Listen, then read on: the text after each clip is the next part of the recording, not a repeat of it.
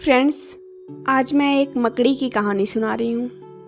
एक मकड़ी अपना जाला बनाने उपयुक्त स्थान की तलाश में थी। वह चाहती थी कि उसका जाला ऐसे स्थान पर हो जहाँ ढेर सारे कीड़े मकोड़े और मक्खियाँ आकर फंसे। इस तरह वह मज़े से खाते पीते और आराम करते अपना जीवन बिताना चाहती थी। उसे एक घर के कमरे का कोना पसंद आ गया। वह वहां जाला बनाने की तैयारी करने लगी। उसने जाला बुनना शुरू ही किया था कि वहां से गुजर रही एक बिल्ली उसे देख जोर जोर से हंसने लगी। मकड़ी ने जब बिल्ली से उसके हंसने का कारण पूछा तो बिल्ली बोली, मैं तुम्हारी बेवकूफ़ी पर हंस रही हूँ। तुम्हें दिखाई नहीं पड़ता कि यह स्थान कितना साफ सुथरा है। यहाँ न कीड़े मकोड़े हैं और ना ही मक्खियाँ। तुम्हारे जाले में कौन फंसेगा? बिल्ली की बात सुनकर मकड़ी ने कमरे के उस कोने में जाला बनाने का विचार त्याग दिया और दूसरे स्थान की तलाश करने लगी। उसने घर के बरामदे में लगी एक खिड़की देखी और वहां जाला बनाने लगी। उसने आधा जाला बुनकर तैयार कर लिया था, तभी एक चिड़िया वहां आई और उसका मजाक उड़ाने लगी। अरे, तुम्हारा दिमाग खराब हो गया है क्या, जो इस खिड़की पर जाला बुन रही हो? तेज हवा चलेगी और तुम्हारा जाला उड़ जाएगा। मकड़ी को चिड़िया की बात सही लगी। उसने तुरंत खिड़की पर जाला बुनना बंद किया और दूसरा स्थान ढूंढने लगी। ढूंढते ढूंढते उसकी नजर एक पुरानी अलमारी पर पड़ी। उस अलमारी का दरवाजा थोड़ा खुला हुआ था। वह वहां जाकर जाला बुनने लगी। तभी एक काकरोच वहां आया और उसे समझाते हुए बोला, इस स्थान पर जाला बनाना व्यर्थ है। यह अलमारी बहुत पुरानी हो चुकी है। कुछ ही दिनों में इसे बेच दिया जाएगा। तुम्हारी सारी मेहनत बेकार चली जाएगी। मकड़ी ने काकरोच की भी बात मान ली और अलमारी में जाला बनाना बंद कर दूसरे स्थान की खोज करने लगी। लेकिन इन सब के बीच पूरा दिन निकल चुका था। वह थक गई थी और भूख प्यास से उसका हाल बेहाल हो चुका था।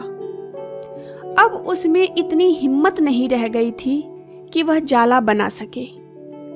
थक हार कर वह एक स्थान पर बैठ गई। वहीं एक चींटी बैठी थी। थकी हारी मकड़ी को देख चींटी बोली, मैं तुम्हें सुबह से देख रही हूँ। तुम जाला बुनना शुरू करती हो और दूसरों की बातों में आकर उसे अधूरा छोड़ देती हो। जो दूसरों की बातों में आता है उसका तुम्हारे जैसा ही हाल होता है। आखिर पूरा दिन निकल चुका और तुम लोगों की बातों में आकर ना ही अपना जाला पूरा किया और ना ही कुछ खाने का इंतजाम किया। चींटी की बात सुनकर मकड़ी को अपनी गलती का एहसास हुआ और वह पछताने लगी।